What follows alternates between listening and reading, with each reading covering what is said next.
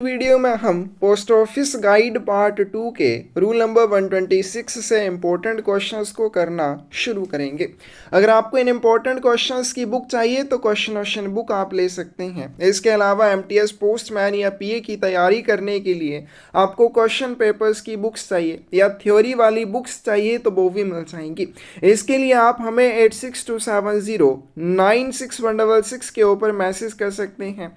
इसके साथ अगर आप हमारे साथ क्लासेस में जुड़ना चाहते हैं बेहतर तैयारी करने के लिए तो भी सेम नंबर के ऊपर आप हमें मैसेज कर सकते हैं। बुक्स लेने के लिए आप डिस्क्रिप्शन में दिए हुए साइट के लिंक से भी डायरेक्टली ऑर्डर कर सकते हैं। और पर्यावरण को बचाने के लिए हमने एक छोटी सी शुरुआत की है पौधे लगाने की। इस जर्नी में आप भी हमारे साथ जुड़े। अगर आप हमारे साथ जुड़ेंगे तो हमें और मोटिवेशन मिलेगी और ज़्यादा पौधे लगाने की।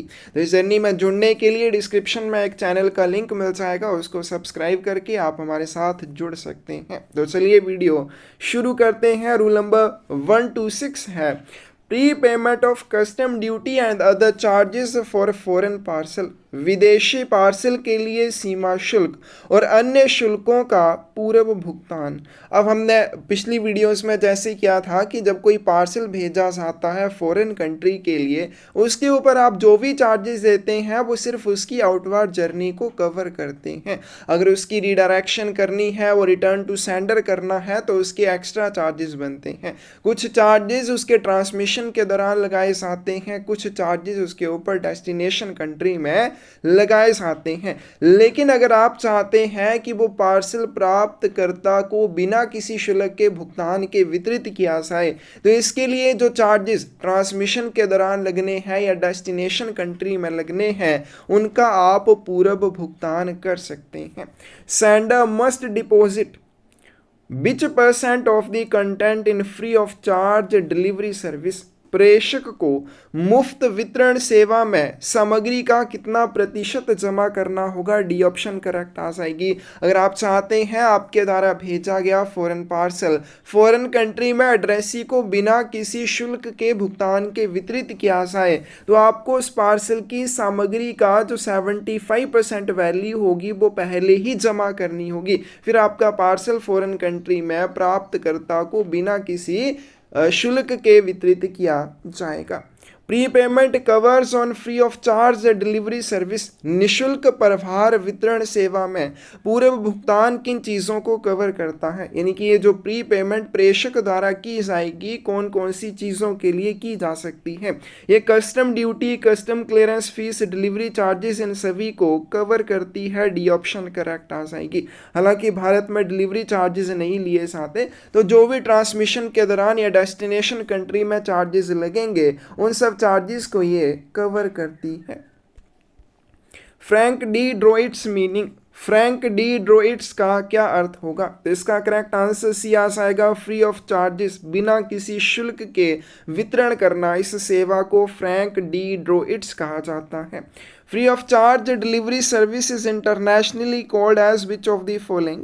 निशुल्क वितरण सेवा को अंतर्राष्ट्रीय स्तर पर निम्नलिखित में से क्या कहा जाता है कि पार्सल का बिना किसी शुल्क के भुगतान के प्राप्तकर्ता को वितरण करना, इस सेवा को क्या कहा जाता है? सी ऑप्शन करेक्ट आ जाएगी, फ्रैंक डी ड्रोइट्स कहा जाता है। तो अगर आपसे क्वेश्चन पूछा जाएगा फ्रैंक डी ड्रोइट्स का क्या अर्थ होगा, फ्री ऑफ चार्जेस यानी कि बिना किसी शुल्क के वितरण करना।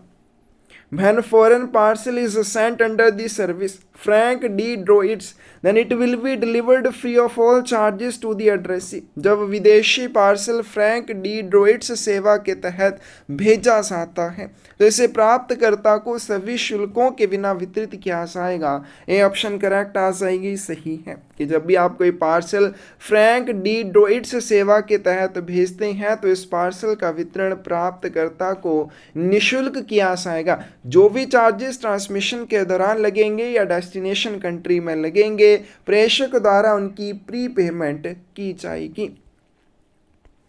The sender of a parcel posted under Frank D. Droid's system is required to deposit an amount expected to cover all charges. Normally, the amount will be 75% of declared value of contents of the parcel, subject to a minimum of.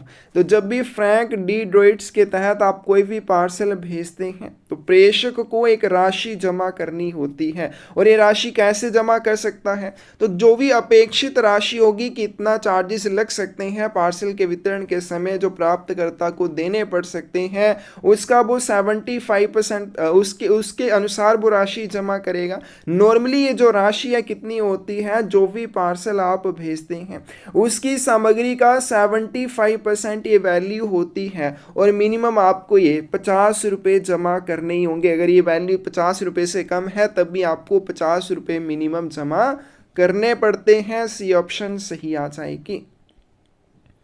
Rule number 127 है request for delivery free of charges subsequent to posting. Posting के बाद निःशुल्क delivery का अनुरोध।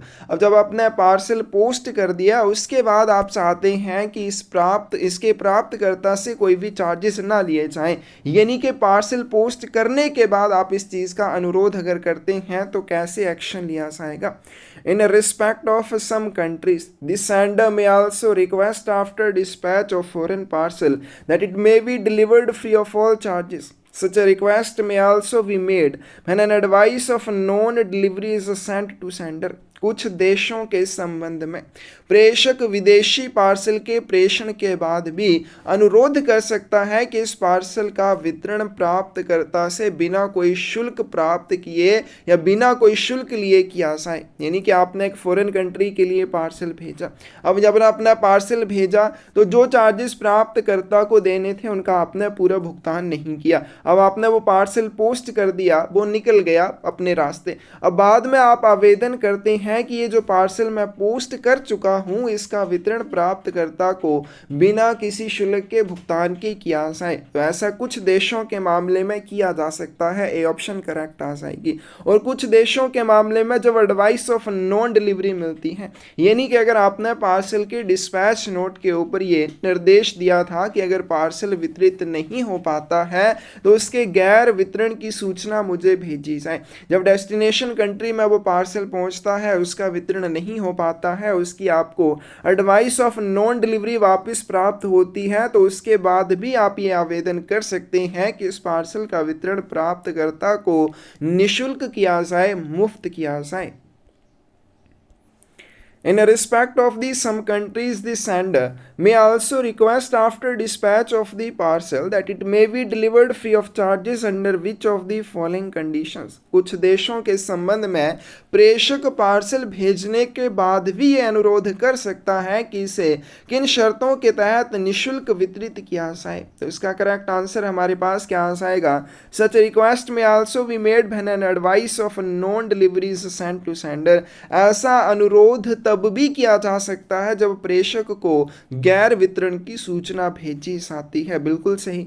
इन this case also the sender will be required to pay a deposit. अब ऐसी स्थिति में जब प्रेषक अनुरोध करता है कि फॉरेन पार्सल का वितरण प्राप्तकर्ता को निःशुल्क किया जाए, तो जब इस तरह का अनुरोध किया जाएगा प्रेषक को एक राशि जमा करनी होगी, और the exact amount of customs duty और other charges are known the actual amount.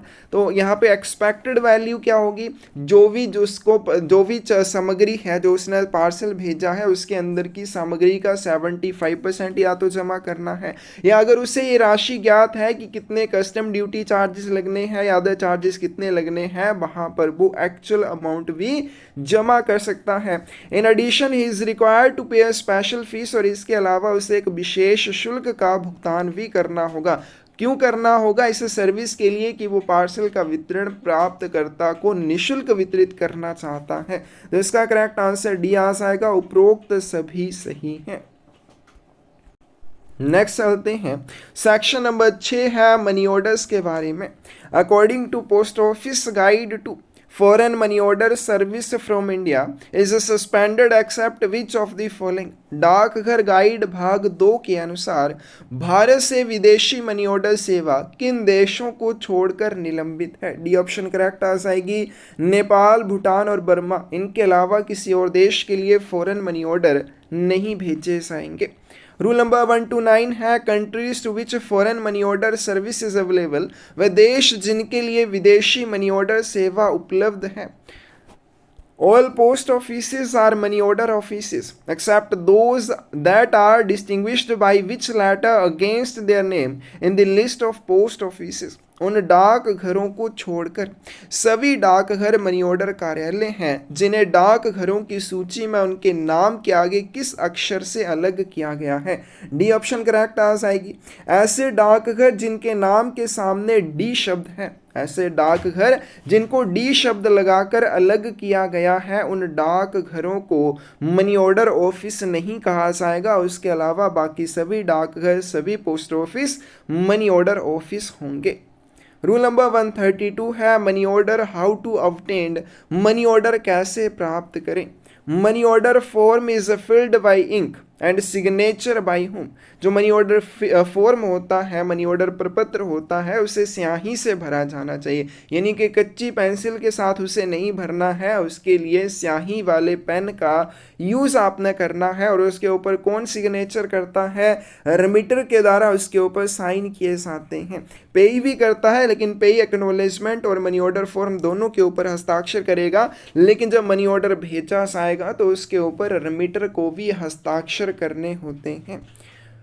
Which of the following is an ordinary money order form? इनमें से कौन सा साधारण मनी ऑर्डर फॉर्म है? करेक्ट आंसर सी आ जाएगा।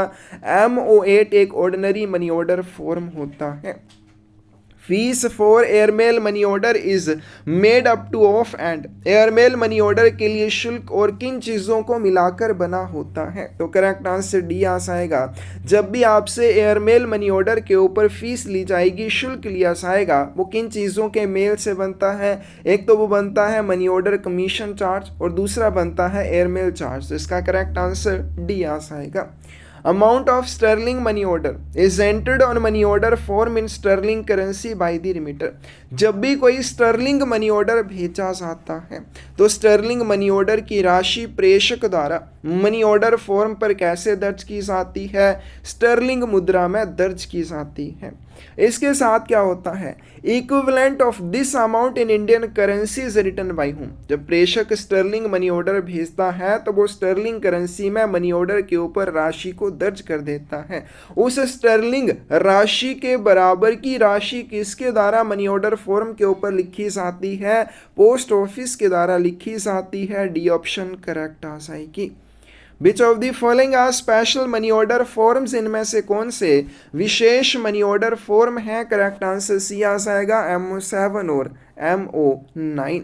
The ordinary inland money order forms MO8 should be used in the case of money orders for which of the following countries? निम्नलिखित में से किन देशों के लिए मनी ऑर्डर के मामले में साधारण अंतर्देशीय मनी ऑर्डर फॉर्म का उपयोग किया जाएगा? तो हमने ऐसे अभी कर लिया, जो ऑर्डिनरी आपके मनी ऑर्डर फॉर्म होंगे वो कौन से होंगे? MO8। और जो आपके स्पेशल मनी ऑर्डर फॉर्म होंगे वो कौन से हो जाएंगे? अभी हमने कर लिया MO7 और MO9 हो जाएंगे। तो क्वेश्चन में हमसे क्या पूछा गया है कि जो स्पेशल मनी ऑर्डर फॉर्म है, यहाँ पे क्वेश्चन में पूछा गया कि जो ordinary inland money order form यानी कि MO8 है, कौन से देशों को इनका यूज़ किया जा सकता है? तो इसका करेक्ट आंसर डी आ जाएगा। भूटान, बर्मा और नेपाल को मनी ऑर्डर भेजने के मामले में MO8 फॉर्म का यूज़ किया जाएगा।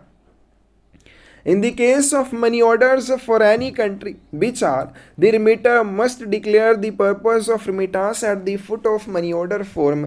किसी भी देश के लिए मनी ऑर्डर के मामले में जो कैसा मनी ऑर्डर हो, प्रेषक को मनी ऑर्डर फॉर्म के नीचे प्रेषण का उद्देश्य घोषित करना होगा। तो इसका करेक्ट आंसर बी आ जाएगा।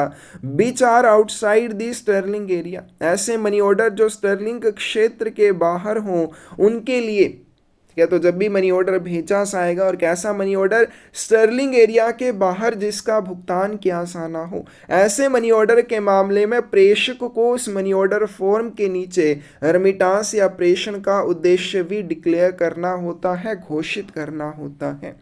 Booking of a foreign money order at a branch post office, शाखा डाकघर में विदेशी मनी ऑर्डर की booking. After booking of foreign money order at branch office it is forwarded to account office for examination. अब शाखा डाकघर में भी फॉरेन मनी ऑर्डर की बुकिंग हो जाती है, तो जब भी कोई foreign money order branch post office में बुक किया जाता है, इसकी बुकिंग के बाद इसे जांच के उद्देश्य से अकाउंट ऑफिस को, यानी कि ब्रांच ऑफिस अपने अकाउंट ऑफिस को वो मनी ऑर्डर भेजता है। ये ऑप्शन करेक्ट आ जाएगी, सही है।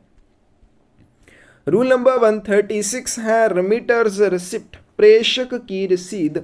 For which of the following receipt will be issued to remitter of a foreign money order, विदेशी मनी ऑर्डर के प्रेषक को किस चीज के लिए एक रसीद जारी की जाती है। सी ऑप्शन करेक्ट आ जाएगी, for the amount paid by him on account of money order and commission. जो राशि प्रेषक द्वारा मनी ऑर्डर के लिए दी जाती है और साथ में जो राशि उस मनी ऑर्डर के कमीशन के लिए दी जाती है, इन दोनों राशियों के लिए फॉरेन मनी ऑर्डर के संबंध में प्रेषक को एक रिसिप्ट या रसीद जारी की जाती है। रूल नंबर 137 है एडवाइस ऑफ पेमेंट, भुगतान की सूचना।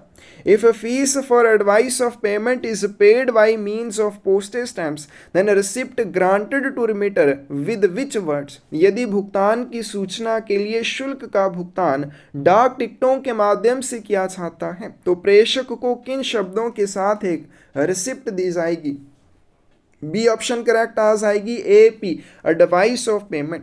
तो क्या किया जाता है, जब भी किसी मनी ऑर्डर के संबंध में एडवाइस ऑफ पेमेंट या भुगतान की सूचना के लिए चार्जेस दिए जाते हैं, कैसे, डाक टिकटों के माध्यम से दिए जाते हैं, तो इस तरह के फॉरेन मनी ऑर्डर के मामले में जो रिसिप्ट दी जाती है उस रिसिप्ट के ऊपर AP शब्द लिखे होते हैं।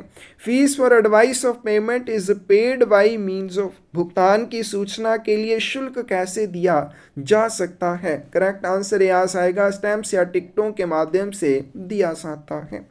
How the remitter of foreign money order can obtain an advice of payment, विदेशी मनी ऑर्डर भेजने वाला भुगतान की सूचना कैसे प्राप्त कर सकता है। करेक्ट आंसर सी आएगा, when return remitter pays for advice of payment, जब प्रेषक भुगतान की सूचना के लिए भुगतान करता है तो क्या होता है, एडवाइस ऑफ पेमेंट अगर आपको फॉरेन मनी ऑर्डर के संबंध में चाहिए तो इसके लिए एडवाइस ऑफ पेमेंट के चार्जेस का भुगतान आपको करना होगा। In case of money orders to Burma, pays acknowledgement will be sent to the remitter only when the remitter pays for the। Burma को मनी ऑर्डर के मामले में प्राप्तकर्ता की पावती प्रेषक को तभी दी जाएगी जब प्रेषक किस चीज़ का भुगतान करता है, तो हमने अभी कर लिया, जब वो एडवाइस ऑफ पेमेंट का भुगतान करेगा तो उसे क्या किया जाएगा, उसे ये सूचना भेजी जाएगी। तो अगर हम बर्मा को मनी ऑर्डर भेजते हैं, पेज एक्नॉलेजमेंट या प्राप्तकर्ता की पावती रिमीटर या प्रेषक को तभी भेजी जाती है जब रिमीटर द्वारा एडवाइस ऑफ पेमेंट के लिए भुगतान किया जाता है। Advice of payment is obtainable from all countries with which foreign money orders are exchanged except which of the country। किन देशों को छोड़कर भुगतान की सूचना उन सभी देशों से आप प्राप्त कर सकते हैं जिन देशों के साथ विदेशी मनी ऑर्डर का आदान प्रदान किया जाता है। इनके जिन देशों के साथ मनी ऑर्डर का आदान प्रदान किया जाता है आप उनसे भुगतान की सूचना प्राप्त कर सकते हैं। कौन से देश को छोड़कर, करेक्ट आंसर डी आ जाएगा, स्काउटलैंड को छोड़कर, कैलेडोनिया को छोड़कर, क्या यहाँ से आप एडवाइस ऑफ पेमेंट प्राप्त नहीं कर सकते हैं। इसके अलावा जिन देशों के साथ फॉरेन मनी ऑर्डर का आदान प्रदान किया जाता है या फॉरेन मनी ऑर्डर भेजे जा सकते हैं वहाँ से आप एडवाइस ऑफ पेमेंट भी प्राप्त कर सकते हैं। In the case of foreign money orders to which country, the pay's acknowledgement will be sent to remitter only when the remitter pays for the advice of payment। किस देश के लिए विदेशी मनी ऑर्डर के मामले में भुगतानकर्ता की पावती प्रेषक को तभी भेजी जाएगी जब प्रेषक भुगतान की सूचना के लिए भुगतान करता है। करेक्ट आंसर यहाँ आएगा बर्मा। तो विदेशी मनी ऑर्डर के मामले में जो भुगतानकर्ता की पावती होती है, यानी कि जिस रसीद के ऊपर या जिस एक्नॉलेजमेंट के ऊपर प्राप्तकर्ता या भुगतानकर्ता हस्ताक्षर करता है, वो विदेशी मनी ऑर्डर के प्रेषक को तभी भेजी जाएगी जब प्रेषक द्वारा किस चीज़ के लिए भुगतान किया जाएगा, एडवाइस ऑफ पेमेंट के लिए भुगतान किया जाएगा। The acknowledgement in case of foreign money order is called as which of the following? विदेशी मनी ऑर्डर के मामले में पावती को निम्नलिखित में से क्या कहा जाता है? डी ऑप्शन करेक्ट आ जाएगी, पावती को एडवाइस ऑफ पेमेंट कहा जाता है। नेक्स्ट चलते हैं, रूल नंबर 138 है alteration in address and refund of foreign money orders, पते में परिवर्तन या विदेशी मनी ऑर्डर की वापसी। What are the charges for change address of pay of a foreign money order? अगर विदेशी मनी ऑर्डर के प्राप्तकर्ता या पेई के पते में आप परिवर्तन करना चाहते हैं, प्राप्तकर्ता का सिर्फ पता परिवर्तन करना चाहते हैं फॉरेन मनी ऑर्डर के मामले में, तो इसके लिए आपको कोई भी कमीशन देने की ज़रूरत नहीं होगी, यानी कि कोई दूसरा कमीशन आपसे नहीं लिया जाएगा। But is the fees for cancellation of a foreign money order, विदेशी मनी ऑर्डर को रद्द करने का क्या शुल्क लगता है? तो इसका भी करेक्ट आंसर सी आ जाएगा। अगर फॉरेन मनी ऑर्डर आप कैंसिल करना चाहते हैं तो इसके लिए भी आपको कोई कमीशन देने की ज़रूरत नहीं होती है। If a remitter desires to have the amount paid to third person, he can apply in a writing to postmaster. यदि प्रेषक किसी तीसरे व्यक्ति को मनी ऑर्डर का भुगतान करना चाहता है तो वह पोस्ट मास्टर को लिखित में आवेदन कर सकता है। ये ऑप्शन करेक्ट आ जाएगी, बिल्कुल सही। अगर कोई प्रेषक क्या चाहता है, वो ये चाहता है कि जो मनी ऑर्डर मैंने किसी व्यक्ति के लिए भेजा है, मान लीजिए वो राम के लिए भेजा गया है, तो वहाँ पे वो क्या आवेदन कर सकता है कि इसका भुगतान राम के अलावा किसी और को किया जाए, तो ऐसा बिल्कुल किया जा सकता है। इसके लिए उसे पोस्ट मास्टर को लिखित रूप में आवेदन देना होगा। But are the charges for change the name of payee of a foreign money order? विदेशी मनी ऑर्डर के प्राप्तकर्ता का नाम बदलने के लिए क्या शुल्क लिया जाता है? अगर आपने नाम चेंज करना है तो इसके लिए आपको दूसरा कमीशन देना होगा, नया कमीशन देना होगा। एड्रेस चेंज करना है, मनी ऑर्डर कैंसिल करना है, आपसे कोई भी सेकंड कमीशन नहीं लिया जाएगा। लेकिन अगर आप पेई का नाम चेंज करना चाहते हैं फॉरेन मनी ऑर्डर के मामले में, तो इसके लिए आपको दूसरे कमीशन का भुगतान करना होगा। फॉर अल्टरेशन और refund of a foreign money order, remitter must apply in writing to, विदेशी मनी ऑर्डर के मामले में परिवर्तन या धनवापसी के लिए प्रेषक को लिखित में आवेदन किसके समक्ष प्रस्तुत करना होगा? सी ऑप्शन करेक्ट आ जाएगी, पोस्ट मास्टर के पास उसे ये आवेदन प्रस्तुत करना होता है। Which of the following is false about foreign money orders? विदेशी मनी ऑर्डर के मामले में निम्नलिखित में से कौन सा गलत है? ए ऑप्शन करेक्ट आ जाएगी, in case of cancellation of a money order the amount to be refunded will be the value of the money order and commission. जब भी कोई फॉरेन मनी ऑर्डर कैंसिल किया जाता है, उसको रद्द किया जाता है और उसकी राशि प्रेषक को रिफंड की जाती है, तो रिफंड की जाने वाली राशि सिर्फ मनी ऑर्डर की राशि होगी, कमीशन वापस नहीं किया जाएगा। लेकिन यहाँ पे लिखा है कमीशन भी वापस किया जाएगा, जो कि गलत होगा। No second commission will be charged for cancellation of a foreign money order, foreign money order को कैंसिल करने के लिए या रद्द करने के लिए दूसरा कोई भी कमीशन आपसे नहीं लिया जाता है। लेकिन जब उसकी वैल्यू रिफंड की जाती है तो पहले जो कमीशन आपने दिया है वो भी आपको वापस नहीं किया जाएगा। उसी तरह से पेई या भुगतानकर्ता के एड्रेस में कोई परिवर्तन करना है, उसके लिए भी कोई आपसे सेकंड कमीशन नहीं लिया जाएगा। तो इसकी करेक्ट ऑप्शन कौन सी हो जाएगी? ए हो जाएगी।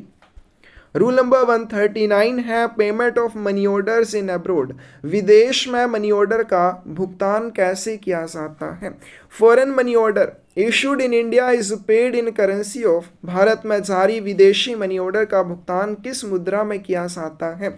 इन करेंसी ऑफ डेस्टिनेशन कंट्री, गंतव्य देश की मुद्रा में किया जाएगा। जिस देश की जो मुद्रा होगी उसी मुद्रा में उस मनी ऑर्डर का भुगतान किया जाता है। यानी कि अगर भारत में भुगतान किया जाना हो तो उस मनी ऑर्डर का भुगतान कैसे किया जाएगा? इंडियन करेंसी में, यानी कि रुपए में किया जाएगा।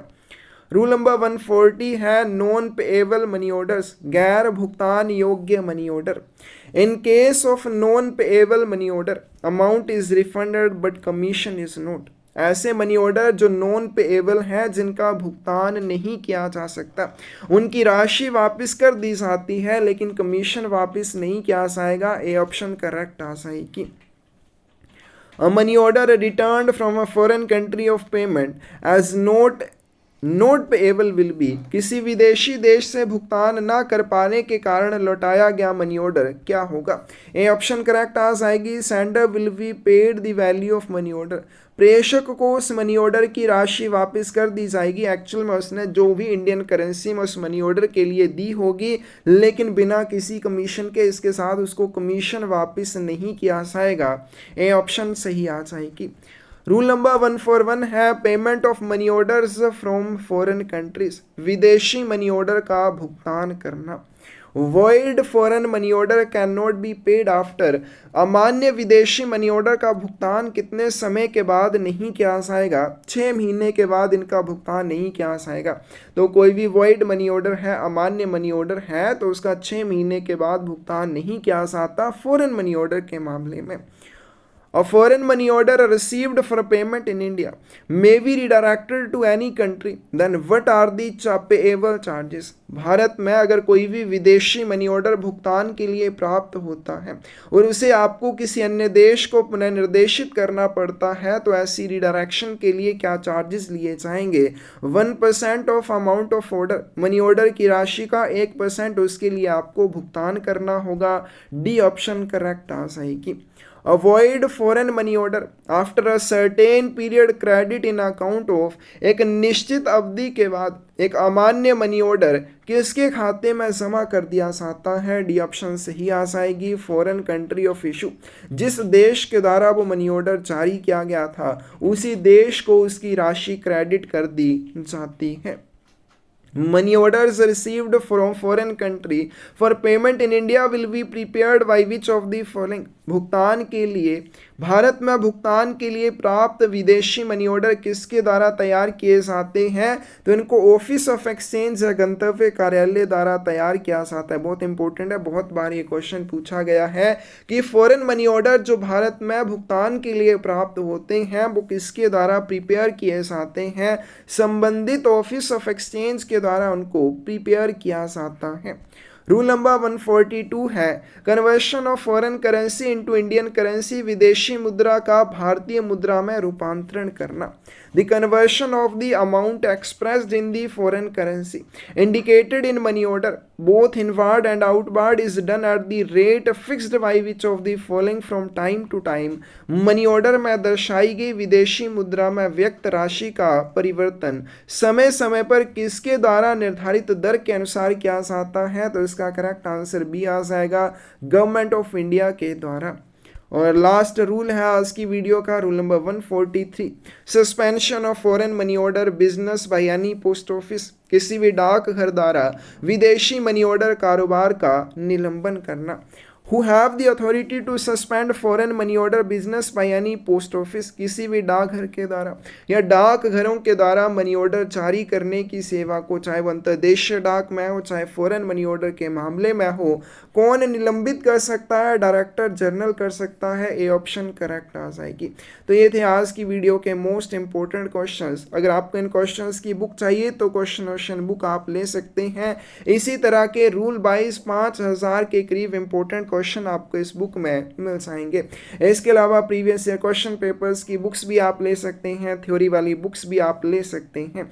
बुक्स लेने के लिए डिस्क्रिप्शन में साइट का लिंक मिल जाएगा, डायरेक्टली वहां से भी ऑर्डर कर सकते हैं, या आप हमें 8627096166 के ऊपर मैसेज कर सकते हैं। और पर्यावरण को बचाने के लिए हमने एक शुरुआत की है ज़्यादा से ज़्यादा पौधे लगाने की। इस जर्नी में हमारे साथ ये गाय का प्यारा सा बच्चा भी जुड़ा हुआ है, आप भी हमारे साथ जुड़ जाइए। आप हमारे साथ जुड़ेंगे तो हमें और अधिक मोटिवेशन मिलेगी और ज़्यादा पौधे लगाने की। तो इसके लिए भी आपको डिस्क्रिप्शन में एक चैनल का लिंक मिल जाएगा, उस चैनल को सब्सक्राइब करके आप हमारे साथ जुड़ सकते हैं। धन्यवाद।